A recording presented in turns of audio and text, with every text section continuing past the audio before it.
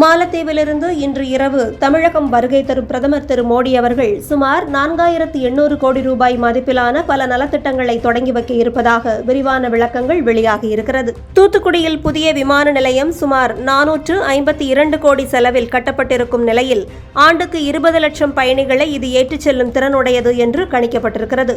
இந்த விமான நிலையத்தை பிரதமர் இன்று திறந்து வைக்க இருக்கிறார்.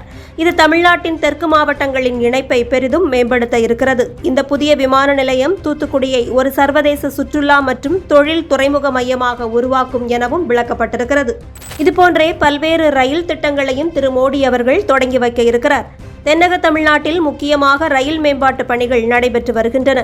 மதுரை போடிநாயக்கனூர் பாதை மின்மயமாக்கல் உள்ளிட்ட பல பணிகள் நடைபெறும் நிலையில் இது தெற்கு தமிழ்நாட்டில் சுற்றுலாவுக்கு உதவும் என்று கணிக்கப்பட்டிருக்கிறது. தமிழ்நாடு கேரளா இணைப்பையும் சுற்றுலாவையும் மேம்படுத்தும் விதமாக நாகர்கோவில் கன்னியாகுமரி இரட்டை பாதை சுமார் 650 கோடி செலவில் மேம்படுத்தப்பட்டிருக்கிறது.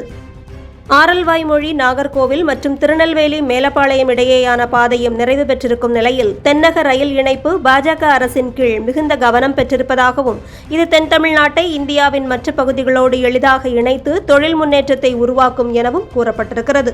இது மட்டுமல்லாமல் தூத்துக்குடியில் பல புதிய துறைமுக திட்டங்களை பிரதமர் அவர்கள் தொடங்கி வைக்க இருக்கும் நிலையில் இதன் மூலமாக ஆண்டுக்கு 6.96 மில்லியன் மெட்ரிக் டன் அளவில் சரக்கு கையாளும் திறன் அதிகரிக்கும் எனவும் இதனால் தென் தமிழ்நாட்டின் ஏற்றுமதி வர்த்தகம் மற்றும் தொழில்கள் நேரடியாக வளர்ச்சி பெறும் எனவும் கணிக்கப்பட்டிருக்கிறது. மேலும் செட்டியாத்தோப்பு சோழபுரம் 4 வழிப்பாதை, தூத்துக்குடி துறைமுகச்சாலை 6 வழிப்பாதை ஆகிய புதிய நெடுஞ்சாலை திட்டங்களையும் பிரதமர் நாட்டுக்கு அர்ப்பணிக்க இருக்கிறார். இதன் மூலமாக பயண நேரம் 45 நிமிடங்கள் குறைந்து டெல்டா பகுதியின் பண்பாட்டு மற்றும் வேளாண் மையங்களோடு நேரடி இணைப்பு மேம்படுத்தப்படும் எனவும் கூறப்பட்டிருக்கிறது.